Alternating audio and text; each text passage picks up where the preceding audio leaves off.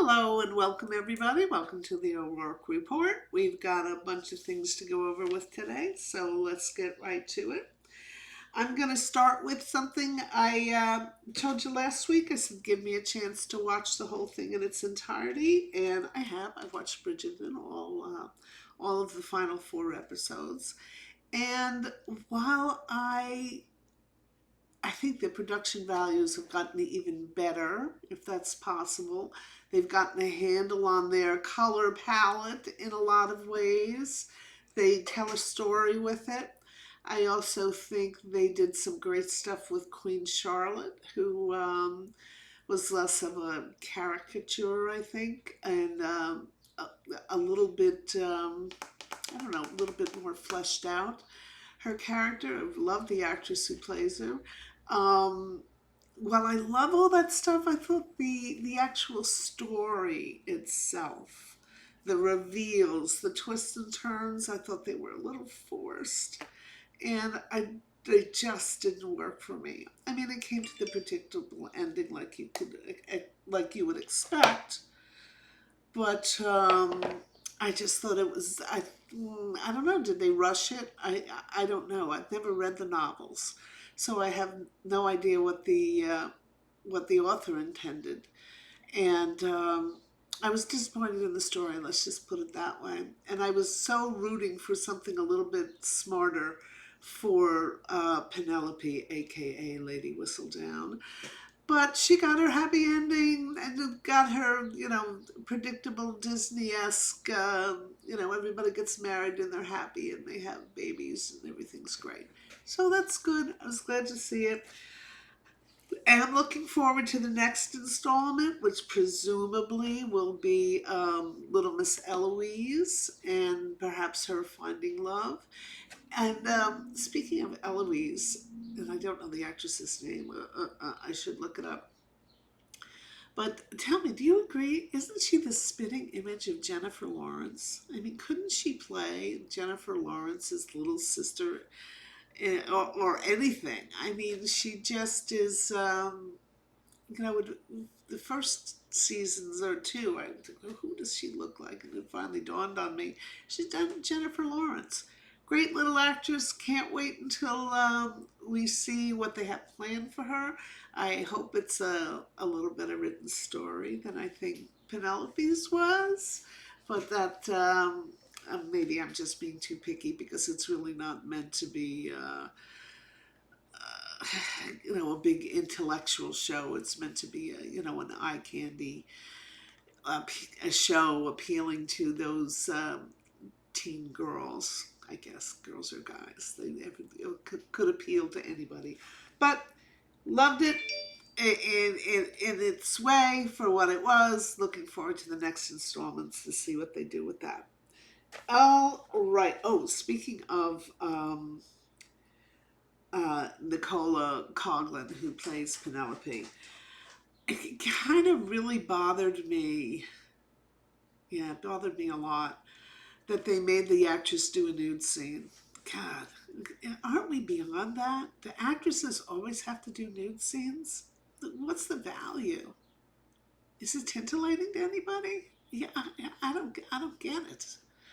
Especially this little one, because she is a tiny. She looks like she's a couple of inches under 5 foot, and she might, I don't know, I'm sure it was extremely uncomfortable for her. It was uncomfortable for me as the viewer to watch this girl have to go through this.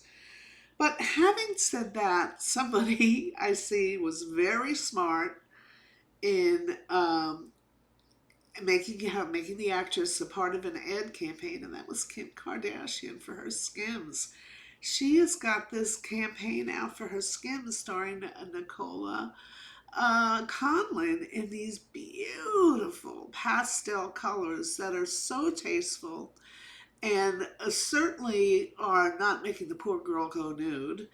And God love whoever thought of that on Kim Kardashian's team. It deserves a raise because I'm sure that's going to sell an S ton worth of Skims. So smart, Once again, Miss Kim Kardashian, she continues to grow and surprise. Let's see what else we have going on here. Okay, so that was Bridgerton, right? And Instagram, Sandoval, Dancer with the Stars. We talked about that last week. Okay, let's quickly talk about Dubai. Dubai is just not happening. I don't see it happening. The only thing that I could say is halfway appealing is Carolyn Stansberry, only because I was so fond of Ladies of London. And she was the star of Ladies of London. She's an outsized personality. She knows what to say to the camera. But she had this confessional look last week that, well, it probably won't rank up with some of the worst confessional looks we've ever seen. That one, the one that comes to mind is Nene Leakes's yellow spaghetti wig that she had, and the makeup was so bad it almost looked like she had a beard and a mustache. That is a legendarily bad confessional look.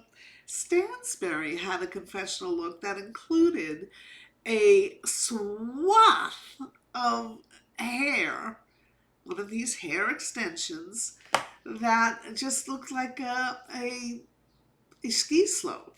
I mean, it was, God, it was terrible. I don't know who looked in the mirror and said, "Gee, that's a winner." They better rethink that because it was a horrible look on her, and that's all I have to say about that. And I kind of didn't like, again, this is Dubai. I didn't like the way Stansberry's daughter was ridiculing Sergio, Stanberry's much younger husband. Gee, I thought that was really kind of uncalled for. And so that's that. That's that. That's that. Again, who knows what's going to happen with Dubai? Could go the way of Dallas. Who knows? It's just not happening for me, and they've got a cast that I really don't care about. So anyway, on to the next. Jeff Lewis. Let's go to Jeff Lewis. Now, everybody loved Flipping Out. Flipping Out was a fantastic show because Jeff Lewis is great television. Unfortunately, Jeff Lewis has got a mean streak a mile wide. And so, as much as I like and get a kick out of Jeff Lewis, that mean streak really bothers me. And he is the type of guy that if you're on his team, if you're an employee of his or you're somebody who works for him, he considers that he owns you. And you are not, Howard Stern used to be like this back in the day. He might still be like this, but we don't see that part of Howard's personality anymore. If you worked for Howard and you tried to do something out on your own, he would come down on you like a ton of bricks and he would tear you apart. Well, Jeff Lewis does the same thing to his people. And he's got a real mean, nasty streak. But having said all that about Jeff Lewis, let me tell you, he is the best guest ever on Watch What Happens Live. He walks the walk and talks the talk. He does not shy away from naming names and giving his opinion. And they're always pretty well thought out opinions for good reason. He was on the other night and he was just fabulous. And I see that Andy's going to have him on as one of his guests on Sunday for the anniversary special for Watch What Happens Live. It's got 15 years on the air, and Andy's going to have a limited amount of some of the Bravo celebrities. I think they're all the people with the most appearances on Watch What Happens Live, and Jeff Lewis certainly is one of them. And as far as I'm concerned, Andy could have him on every night, and the ratings would probably go through the roof because he is a fantastic guest. So I can't wait to see that. Unfortunately, Andy's also going to have Teresa Judas on, along with the eldest daughter, who they're now touting out for a Gen 2 Bravo celebrity show. Do you really want to see a show with Gia Judas and Kim Zolciak's daughter? Oh, and Brooks Marks, the one from Salt Lake, the one with the nastiness and the rumors. Um, I don't. We'll see. The likelihood that it's going to be any good is slim to none, but that's my opinion. We'll see what happens. Maybe they'll surprise us.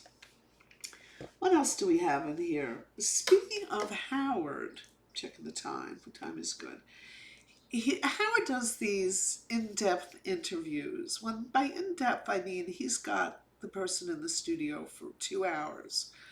I mean, for me, a 2.5 hour interview with like Paul McCartney is gold. I mean, who does 2.5 hours with Paul McCartney? He does great interviews. Well, he had Kevin Costner on the other day, and I haven't listened to it in its entirety, but I have seen portions of it up on their Sirius website. They will have videos of these interviews. Kevin Costner, God love him, is still a really good looking guy. And he's 70 years old. He is still a great looking guy. And there's nothing he may have, I'm sure he's had work, but boy, you'd never know. He's got a great surgeon. He is a good looking guy. So thank you, Howard, for having Kevin Costner on. All right, all right, all right. Oh, right. Oh, yeah, there's that. Okay. Dee, dee, dee, dee, dee. Okay. Uh, Very small thing here. I'd mentioned him before in the past as a somebody who was a spendthrift and went through all of Cynthia Bailey's money on Atlanta before she divorced him. Well, sure enough, isn't he on Instagram today, giving us a Diddy-esque apology to the camera, and advising people to pay your taxes because apparently, according to the headline on this little Instagram story, he's about to go to prison for tax evasion. I mean, boy, you could have seen that one coming down 6th Avenue banging a drum, couldn't you have? I mean, Peter Thomas owes money and the IRS is after him? Well, shocking. So anyway, that's his next chapter. And, if anybody listened to his little PSA that he did today, I hope so, because what a mess. What a mess. So, how much did we talk about Jersey at all? Should we save that for another? Yeah, I think we're going to save that. We're going to give that its own episode. So anyway, as always, thank you so much. Oh, I always forget to say this. If you like what you saw, please hit the subscribe button, hit the like button. Um, that would be great. Really helps me out a lot. Subscribership has grown a lot in the last couple of weeks, so thank you very much. I mean, I was just sitting there for, oh, I don't know, seemed to me a couple of months at under 20, but boy, we're over 400 and growing.